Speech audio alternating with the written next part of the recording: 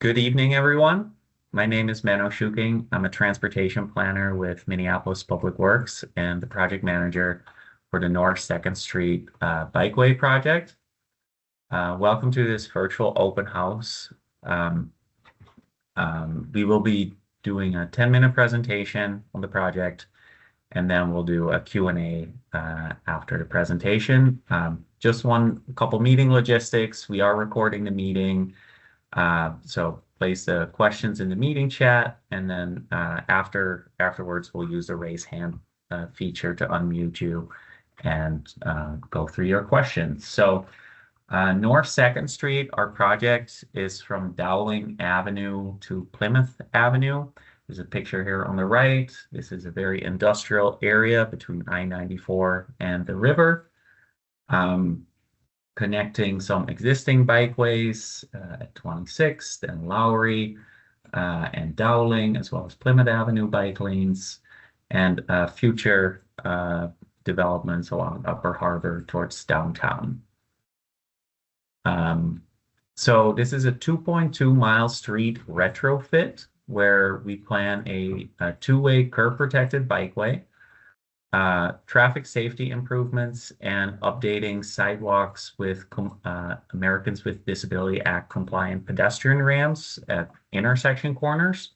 And then at the signalized intersections of Lowry, Broadway, and Plymouth, we'll be updating the traffic signals, add protected intersection design elements for bikes and pedestrians, and add accessible pedestrian signals. Our project schedule, last summer we conducted fall we did phase 1 of engagement and started design, understanding the issues and opportunities of the corridor, safety experiences that people encounter. And then now we drafted 2 preliminary concepts that are posted on the project webpage. And collecting feedback on those 2 concepts. And then based on the feedback in this phase 2 of engagement, we'll be drafting a recommended layout this spring that will go into final design and this fall and next year. Then we'll bid the project for construction, and construction will take place in 2027 in a single construction season between April and late October. Early November. This is a retrofit project, so we will not be digging up the entire street or doing major utility work. We may do some pavement patches, but it's mostly building on top of existing. Phase 1 of engagement last summer and last fall was a combination of online and in-person activities. We did door knocking with property and business owners along the corridor, block group meetings, in-person events, a community bike ride, community survey, and then an online mapping to understand the concerns along the corridor. And the summary for this phase 1 engagement is available on the project webpage, which Maya, if you could put that link to the project page in the chat. Some things that we learned, traffic safety and comfort were ranked as very poor, and overall desire for safer facilities. Walking and biking is desired, but currently feels unsafe. There's a lot of speeding along North 2nd Street and desire for traffic calming. Safer connections to those existing bike and pedestrian facilities and future developments along the corridor. But also, it's very important to preserve access for all the businesses and the few residents that live along the corridor, making sure freight deliveries can continue to happen and access to driveways. And then adding greenery and lighting was requested. So from our online survey results, it came, again, the walking paths, the bike facilities were a priority for many of the participants. And So we heard a lot from pedestrian and bike advocates on the project, and while improving mobility of freight was maybe not a priority for a lot of the survey participants, we are, in the second phase, really want to work with the property and business owners along the corridor to make sure that all their driveway access needs are met, and that we can continue to provide good access to all the businesses for the corridor for their deliveries. We conducted a community bike ride last fall where we talked about some of the safety concerns along the street. And then now this fall, we are doing the business outreach and the door knocking in the past 2 weeks, really understanding those driveway access needs of the businesses. And some of the concepts include shared use paths where there are no sidewalks. And that may change some of the curb lines on the street for a few blocks. So understanding what change that would be on the street. We have an online comment map on the project webpage where people can leave specific comments on specific locations on the designs. Today, we're holding this virtual open house, that the recording of which will be posted on the project webpage. And then we're meeting with the neighborhood organizations, McKinley, Hawthorne, and Near North. And then met with the Minneapolis Bike and Pedestrian Advisory Committees and the Hennepin County Active Transportation Committee, mainly because Broadway and Lowry are both county streets, and the northern 2 blocks of this project are technically on Washington Avenue, which is a county road.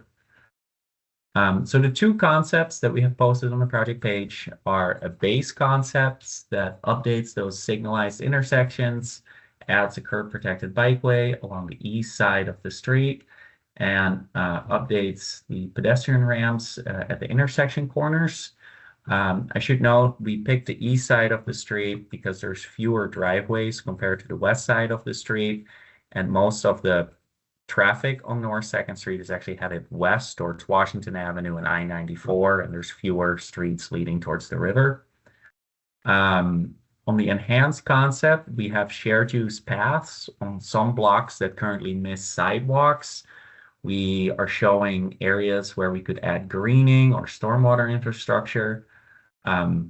Future bus stops. Metro Transit currently does not run a bus on North 2nd Street, but they are interested in running a local bus on North 2nd Street by the end of this decade to serve the Upper Harbor area and connect it to downtown.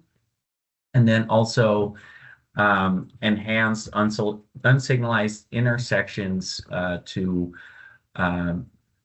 build on lessons learned from these retrofit projects we've done elsewhere in the city to prevent cars from driving into these bidirectional bikeway facilities.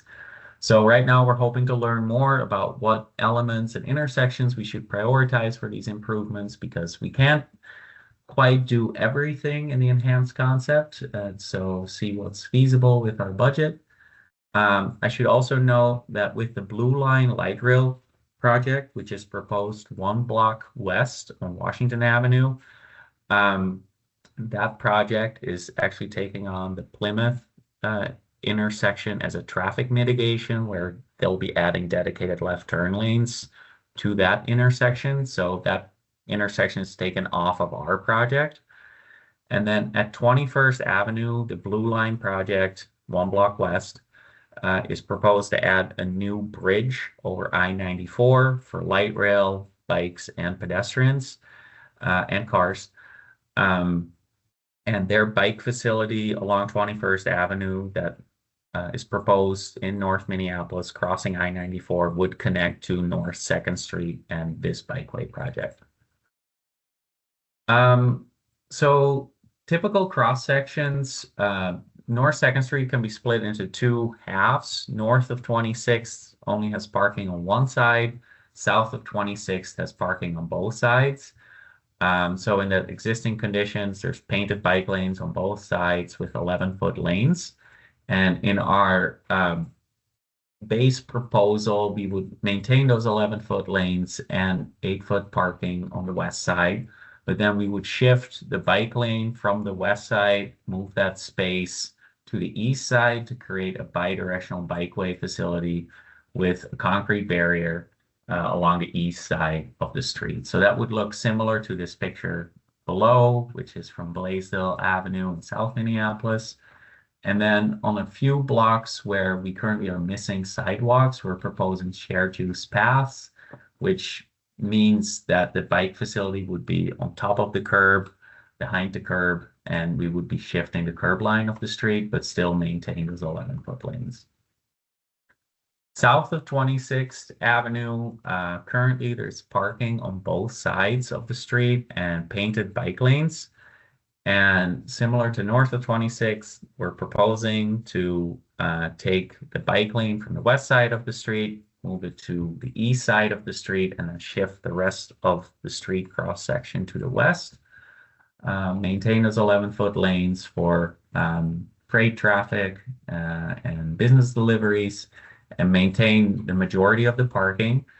At some intersections, we are removing 1 or 2 parking spots to improve the sight lines near the intersections and reduce the crashes, hopefully, at those intersections.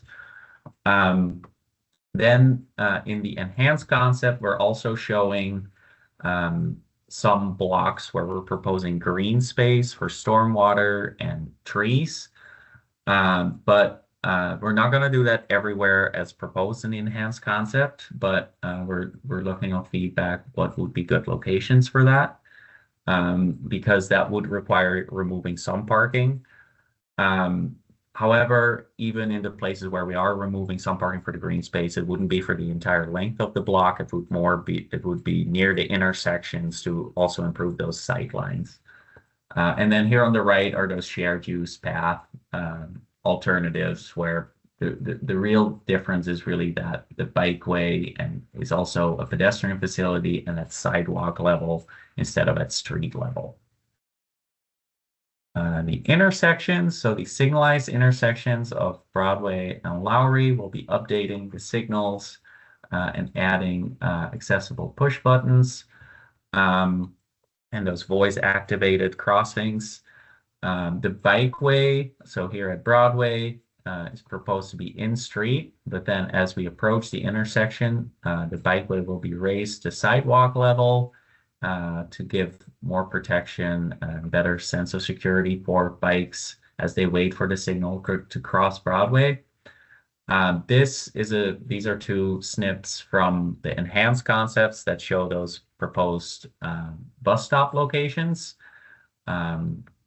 We still have some flexibility on whether they will be on the north side or on the south side of the street. We're working with Metro Transit on their preferred locations and meeting with adjacent property owners.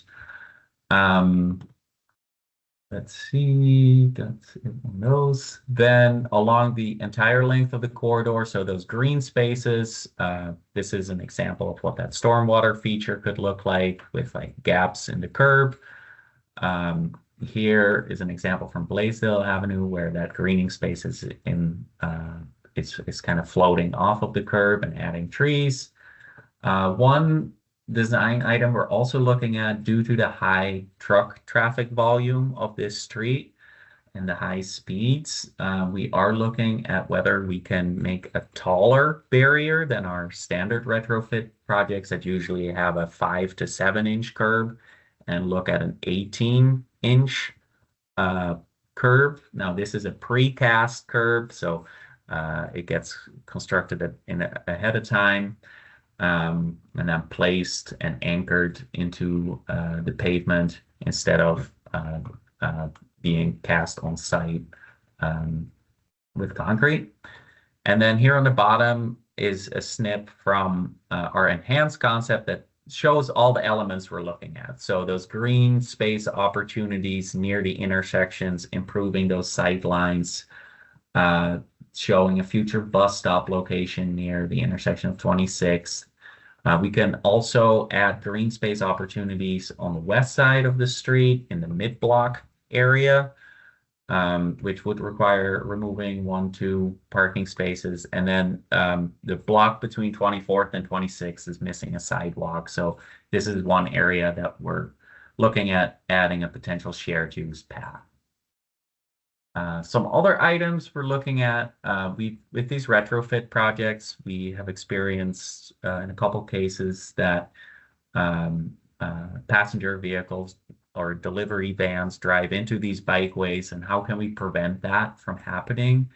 Our maintenance department has sadly a lot of uh, um, objections to metal bollards. So we're looking at how can we address that through design changes where a floating um, corner island could be placed. So we have a small example of that today at Blaisdell and 31st Street in South Minneapolis. But we would be looking at something bigger at some of the side street intersections. We're also looking at whether it's possible to bring the bikeway up to curb level for a lot of the side streets to give that better distinction for cars and make it visibly clearer where the bikeway goes and the car should go in the street. If we do those corner islands, we're also exploring the possibility of adding rumble strips at the end, which direct a lot of the vehicle traffic, passenger vehicles to take a wider turn, but still allow like freight trucks, for example, to make the turn tighter. We have a lot of one challenge on this corridor is that we have a lot of large trucks and making sure that those vehicle movements work at all the intersections. And then here on the bottom left is an example of one of those floating bus stop locations which could be constructed with or without a shelter. So next steps, we're collecting public comments into the and that will go into a recommended layout. Then later this spring, we will share that recommended layout and get it approved. And then we will start final design.